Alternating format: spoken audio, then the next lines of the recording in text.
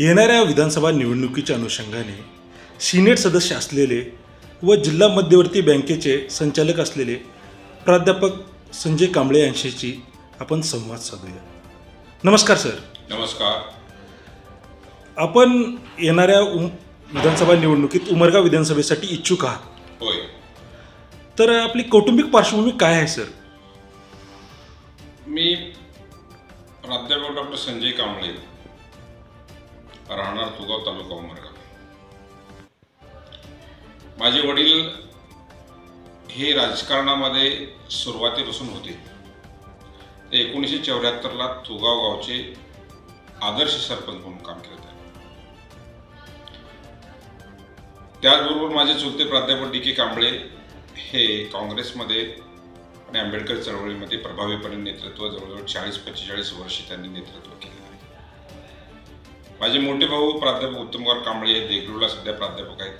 त्यांनी इथं दलित पॅंथरचं तालुका अध्यक्ष म्हणून आणि 90च्या दशकामध्ये डावरे साहेब, चेली साहेब यांच्या नेतृत्वाखाली त्यांनी अतिशय प्रभावीपणे काम केलेलं आहे. भावंडापैकी माझे मोठे बंधू देगलूरला उपप्राचार्य, देगलूर महाविद्यालय देगलूरमध्ये. माझी एक बहीण इथं अंगणवाडी सुपरवायझर आहे गुंजोटीमध्ये. दुसरी बहीण माझी नारायणवाडीमध्ये भारत शिक्षण संस्थेच्या विद्यालयामध्ये शिक्षिका आहे. आणि तिसरी बहीण माझी उस्मानाबाद येथे शिक्षक आहे. त्यांचे मिस्टर उपप्राचार्य आहेत आर.पी. कॉलेजचे. एक माझे भाऊजी इथं आदर्शला उपप्राचार्य आहेत. आणि आम्ही सगळे सुशिक्षित. माझ्या वडिलांची भूमिका ही शिक्षण घेतलं पाहिजे, बाबासाहेबांच्या दिशेने गेलं पाहिजे, महात्मा फुलेंच्या दिशेने गेलं पाहिजे, म्हणून आम्ही शिक्षणाला अतिशय महत्त्व दिलं. आणि मी हे शिक्षण करत असताना मला कळम या ठिकाणी प्राध्यापकाची नोकरी मिळते आणि त्या ठिकाणाहून मी समाजकारण, राजकारण करतोय. सर, आपला राजकारण व समाजकारणाशी संबंध कधी आला?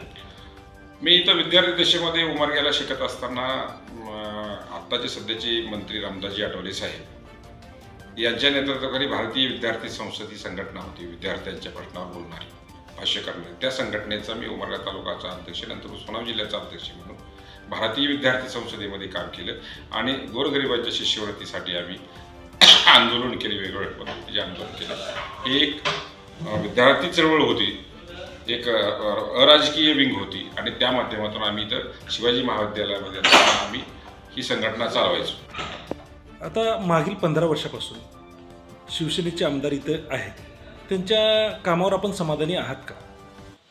निश्चितपणाने या उमरगा आणि लोहार तालुक्यातली जनता या आमदाराच्या कामावर समाधान नाही, त्यात मीही समाधानी नाही. कारण जे त्या पार्श्वभूमीमधून आमदार 15 वर्ष केले, त्यांनी उमरगा तालुक्यामध्ये कुठल्याच विकास कामाच्या संदर्भामध्ये पॉझिटिव्ह किंवा इनिशिएटिव्ह किंवा अग्रेसिव्ह भूमिका घेतली नाही. त्यांनी फक्त आता या 2-2.5 वर्षामध्ये घोषणा करतात की मी एवढे काम आणले, एवढा निधी आणले. परंतु जी गद्दारी केली त्यांनी, ज्या शिवसेनेने तुम्हाला बाळासाहेब ठाकरेंनी तुम्हाला आमदार केलं, तुम्हाला नाव दिलं, तुम्ही नगरसेवकाच्या सुद्धा लायकीचे नसताना 15 वर्ष तुम्ही आमदारकी भोगताय. ही विधिमंडळाचं सर्वोच्च सभागृह आहे. त्या सभागृहामध्ये तुम्ही उमरगा तालुक्यातल्या जनतेची दिशाभूल केली. तुम्ही ज्या फॅक्टरीमधून आलात त्या फॅक्टरीचे कधी प्रश्न मांडले नाहीत, त्या सुशिक्षित बेरोजगाराचे कधी प्रश्न मांडले नाहीत. कारण 15 वर्षाचा काळ म्हणजे खूप मोठा काळ आहे. या काळामध्ये त्यांनी कुठल्याच पद्धतीचं काम केलं नाही. जगाला माहिती आहे, त्यांनी फक्त स्वतःची श्रीमंती वाढवण्याच्या पलीकडे काहीच केलं नाही. ते सांगत होते की बाबा मी इतके आमदार झाले, आतापर्यंत मी लिहिली माझ्या पत्रामध्ये, एवढ्या आमदारापेक्षा मी सर्वात जास्त निधी आणला, ही त्यांची भूमिका आहे असं ते सांगतायत. पण हेही सांगत नाही की हे 15 आमदार म्हणजे एवढे आमदार होऊन गेले, त्यांनी कधी गद्दारी केलेली नाही हेही सांगावं ना त्यांनी. मीच गद्दारी एकट्याने केली असंही सांगावं त्यांनी. गद्दारीचं सांगत नाही. 2-2.5 वर्षाच्या काळातला फंड सांगतात ते मी एवढा फंड आला. आणि याच्याही आधी चांगले या उमरगा तालुक्यात आमदार खाली मी काजीसारखी, बसवराज पाटलासारखी, रवी गायकवाड सरांकी, कैलासवासी राजाराम बापू पाटलासारखे आमदार, चालुक्यासारखे आमदार, या विधिमंडळ आमचे बलसूरचे भाऊसाहेब बिरादासारखी गुन्हे आमदार बघितले तालुक्याने. आणि हे सांगतात की मी सगळ्यात निधी आणली. अरे चोरी करून तू जर निधी आणत असेल तर लोकांना मान्य नाही ना निधी. तू गद्दारी या एवढ्या लोकांनी, या आमदारांनी गद्दारी केली का? कधी पक्षाच्या विरोधात काम केलं काही दाखव ना. मागेही अनेक वेळेस काँग्रेस पक्ष फुटले, अनेक पार्ट्या फुटल्या, पण ह्या आमदाराची यादीमध्ये कधी फुटलेल्याच्या यादीमध्ये नाव आलं नाही. आणि हेही सांगावं त्यांनी की मग हे आमदार याच्या निधी मी जास्त आणला, मग मी गद्दारी केली, हेही लोकांनी सांगावं त्यांनी. आणि सर आपल्या तुगाव गावला एक राजकारणाचा आदर्श असा इतिहास आहे. त्या संदर्भात आपण काय सांगू इच्छिता? माझ्या गावची माजी आमदार स्वतंत्र सेनानी कैलासवासी विश्वंभरदादा हराळकर हे आमच्या गावचा स्वाभिमान होतो आणि त्यांनी हैदराबाद मुक्तीसंग्रामामध्ये खूप मोठी भूमिका निभावलेली आहे.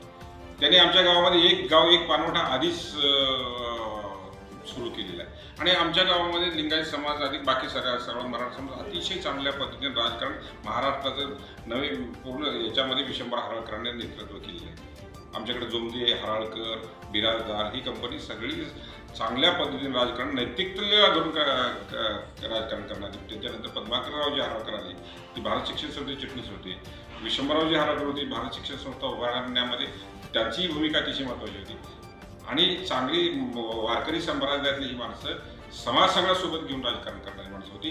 जातीभेद मी माझ्या बघण्यामध्ये ते कधीच जातीभेद करणारी माणसं नव्हती. विश्वंभरदादा हराळकर एक कंपल्सरी डॉक्टर बाबासाहेब आंबेडकर यांच्या जयंतीला बोलवा किंवा नाही बोलवा भीमनगरमध्ये येऊन भाषणं करायची. आमचे प्रतापराव माने पाटील असतील, आमचे विनायकराव माने पाटील असतील आमच्या गावची, ते विधानसभेची उमेदवारी पण 2-3 वेळेस लढले त्यांनी. त्याच्यानंतर विश्वंभरराव हराळकरांची चिरंजीव कमलाकरराव हराळकर हे अतिशय सद्गुणी होते. विधानसभेला ते पडले हरकत नाही, परंतु त्यांनी जी नैतिकता घालून दिली आम्हाला ती बंधनकारक नैतिकता आहे. आम्ही त्या दिशेने चालणारी माणसं. उमरग्यात असा संदर्भ दिला जातो की 1974च्या काळात आपल्या वडिलांना एक देशी दारूचं दुकानचं लायसन भेटत होतं, तरी आपल्या वडिलांनी नाकारलं. या संदर्भात आपण काय सांगाल? माझे वडील 7वी शिकलेले होते आणि त्यांच्यावर महात्मा फुले बाबासाहेब आंबेडकरांच्या विचाराचा प्रचंड प्रभाव होता. ते नैतिकतेने वागायचे. त्यावेळी ते गवई गटामध्ये काम करायचे. त्यावेळी गट होते गवईचे, रिपब्लिकन पक्ष होता, असे गट वगैरे नव्हते. त्यावेळेस गवई साहेब सभापती होते विधान परिषदेचे आणि त्यावेळेस गवई साहेबांनी सांगितलं की सरपंच तुम्ही एक दारूचं लायसन घ्या. माझ्या वडिलांनी सांगितलं की मी लोकांची कुटुंब उद्ध्वस्त करून मला श्रीमंत व्हायचं नाही, मी मजुरी करेन. द्यायचं असेल तर मला शिक्षणाचं काय तुम्ही एखादी युनिट देऊ शकता, परंतु मी दारूचं दुकान घेणार नाही. दारूचं दुकान त्यांनी लाथाडलं, सांगितलं मी दारू विकणार नाही आणि ते दरवर्षी दारू सोडणाऱ्या माणसाचा सत्कार करायचे, वैयक्तिक पैशातून सत्कार करायचे. दारू सुटली पाहिजे. त्यावेळेला कडधान्य मिळावं यासाठी त्यांनी गायरान जमिनीवर काहीतरी केलं होतं म्हणून 20 एकर जमीन आमच्या तुगावला गायरान जमीन आहे, गावाच्या जवळच आहे आणि त्या गायरान जमिनीमध्ये त्यावेळेस त्यांनी सामुदायिक विहीर घेतली आणि सामुदायिक विहीर घेऊन 20 एकर जमीन ती वहितात आणली आणि त्याच्यात कडधान्य पेरलं, ऊस लावला. कडधान्य जे निघेल ते विद्यार्थ्याला उसळ म्हणून ते त्या 1974ला वाटायची आणि ऊस काढायचा आणि त्याचा गुराळ करायचं आणि त्या आलेल्या पैशातून ग्रामपंचायत सक्षमीकरण म्हणजे आर्थिकदृष्ट्या संपन्न झाली पाहिजे.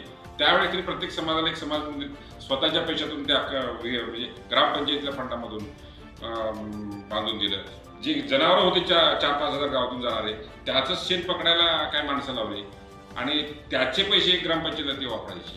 शिक्षक आला की त्या शिक्षकाचा सत्कार ते मारुतीच्या मंदिरावर करायचे, जाताना शिक्षकाचा सत्कार करायचे, शिक्षकाची काळजी घ्यायची आणि एकूण समाज व्यवस्था नीट चालली पाहिजे, समाज हा नीट चालला पाहिजे ही त्याची दृष्टी होती.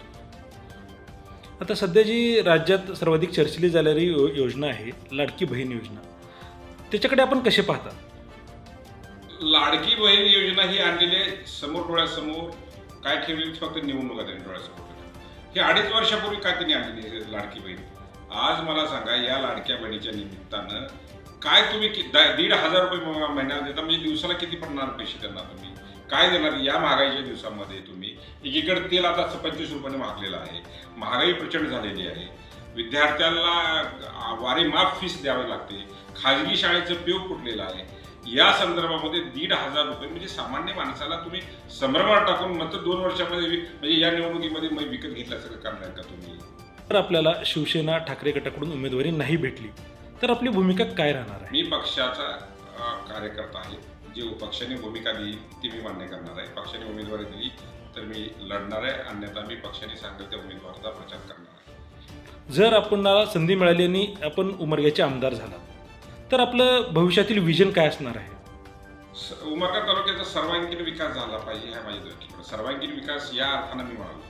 मी असं म्हणतो की ज्या 10 गावामध्ये एक न्यायालय झालं पाहिजे ही माझी संकल्पना आहे. कारण न्यायाला न्याय मिळत नाही, कारण उशिराचा न्याय हा अन्याय होऊ शकतो. आता तुम्ही बघताय की उद्धव बाळासाहेब ठाकरेच्या पक्षाच्या संदर्भामध्ये तारीख पे तारीख चालाय, याच्यामध्ये माणसाचं आयुष्य उद्ध्वस्त होऊन जातं. प्रस्थापित म्हणजे जे चोर आहेत ते सहा म्हणून फिरतात आणि 10 वर्षांनी जर त्याला सजा मिळाली तर त्याचा उपयोग होत नाही. म्हणून 10 गावामध्ये एक न्यायालय झालं पाहिजे, ही माझी भूमिका आहे. ज्या गावामध्ये आता मला सांगायची लग्न समारंभ करायचे, मुला मुलीच्या घरी प्रत्येकाच्या गावामध्ये लग्न असतात, त्या प्रत्येक गावामध्ये एक सांस्कृतिक सभागृह असलं पाहिजे. मल्टीपर्पजसाठी लग्न त्या ठिकाणी गोरगरिबाची कमीत कमी पैशामध्ये झाले पाहिजे, अशा पद्धतीचं सभागृह ज्या त्या गावामध्ये बांधलं पाहिजे. दुसरी गोष्ट आहे, MIDC आहे. MIDC मध्ये उद्योगच चालू नाहीत, नावाला MIDC, लोकांनी घरी करून बसलेत. शेतकऱ्याच्या ज्या पर्पजसाठी जमिनी मिळाल्या तुम्हाला, तो पर्पजच साध्य होत नाही. माझं असं म्हणणं आहे की MIDCची जी व्हॅल्यू वाढते जागेची, जमिनीची, ज्या शेतकऱ्याच्या तुम्ही जमिनी घेतलेल्या आहेत त्या शेतकऱ्याला तुम्ही 5 वर्षाला मावेजा दिला पाहिजे. तो त्या जमिनीचा भागीदार असला पाहिजे त्या धंद्यामधला, त्याच्या माणसाला तिथं उद्योग मिळाला पाहिजे. आता धरण झालंय, त्या धरणामध्ये सगळ्या जमिनी गेलेल्या आहेत. त्या जमिनी गेल्यानंतर त्या शेतकऱ्याला काहीच मिळत नाही, तो शेतकरी उद्ध्वस्त होतो. म्हणून माझं म्हणणं आहे की त्या शेतकऱ्याला त्या धरणामध्ये भागीदारी मिळाली पाहिजे, त्याच्या मुलाच्या लग्नाला मिळाली पाहिजे, त्याच्या मुलीच्या लग्नाला मिळाली पाहिजे आणि 5 वर्षाला त्याला मावेजा मिळाला पाहिजे. हायवेमध्ये ज्या जमिनी गेल्या त्याचाही मावेजा त्या शेतकऱ्याला काय पर्सेंटेजमध्ये मिळाला पाहिजे. जसं आम्ही नोकरी करतो, आज मी प्राध्यापक, मला पेन्शन मिळते, तसे त्या हायवेवाल्यांनी पेन्शन चालू केली पाहिजे. धरणामध्ये जमिनी गेल्या त्यांना पेन्शन चालू झाली पाहिजे. ज्याच्या जमिनी सरकारनं काढून घेतल्या आहेत, त्याच्यात MIDC असेल, त्या लोकांना सुद्धा त्याच्यातला मावेजा मिळाला पाहिजे, तो भागीदारी झाला पाहिजे. असा कायदा करण्यासाठी मी प्रयत्न करणार आहे विधिमंडळामध्ये. आणि सूचित विरोधाचे प्रश्न मांडले पाहिजे, शेतकऱ्यांचे प्रश्न मांडले पाहिजे. सगळ्याचे शेतकऱ्याचे लेकरं म्हणतात, तिथं गेले की तिघं बसतात. आज सोयाबीन सारख्या धान्याला भाव नाही, शेतकरी जगतो कसा? शेतकरी मेला म्हणजे मजूर मेला म्हणजे तो सगळ्या जगाचा पोशिंदा आहे. सगळ्याचं म्हणणं शेतकऱ्याच्या दारामध्ये आहे. शेतकरी जगला नाही तर देश कसा जगणार आहे, ही माझी संकल्पना आहे. आणि शेतकऱ्याला तुम्ही मोफत वीज द्या ना हो सरकार म्हणून. का शेतकरी त्या विजेशी खेळणार आहे का? खेळणार आहे का तो विजेशी? तो उत्पन्न वाढणार आहे, म्हणजे देशाचं उत्पन्न वाढणार आहे, म्हणजे इथला माणूस सुखी होणार आहे. पाण्याचा प्रश्न, आज माझ्या ग्रामीण भागातला माणूस घागर घेऊन पाण्यासाठी कसा, 21व्या शतकामध्ये आम्ही महासत्ता होतो म्हणतात. मग महासत्तेमध्ये आमच्या माणसाला 15 दिवसाला पाणी मिळतं, ते कसं काय शक्य आहे?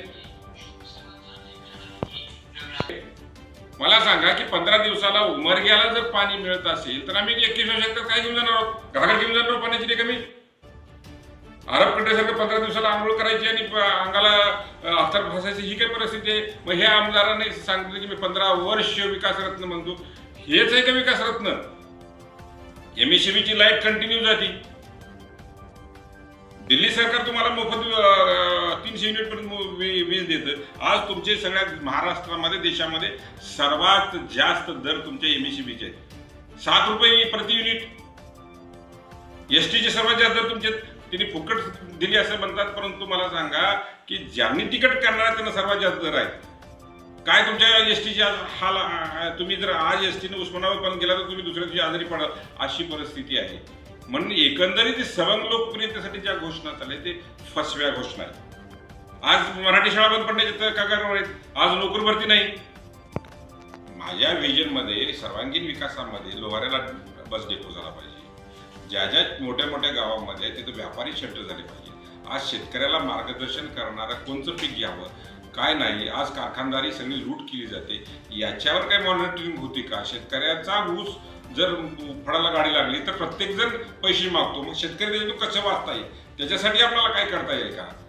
शेती बेरोजगारांसाठी काय उद्योग उभा राहतात? बँका येणार दारात उभं देऊ शकत नाही, मग त्याला काय जोडून आपण त्यांना बँकेमध्ये उभा करून त्यांना उद्योग काय उभा करू शकतो का? हे विजन प्रचंड आहे. महिलांच्यासाठी सक्षमीकरण झालं पाहिजे, महिलांचे उद्योग वाढले पाहिजेत. याच्यासाठी माझे प्रश्न प्रचंड आहेत. प्रश्न काय एका दिवसावर 5 वर्षामध्ये सुटणार नाहीत, पण तुमचं व्हिजन पाहिजे. 10-20 वर्षाचं तुम्हाला भूमिका मांडावी लागेल. म्हणून मी या दिशेनं भूमिका मांडतो.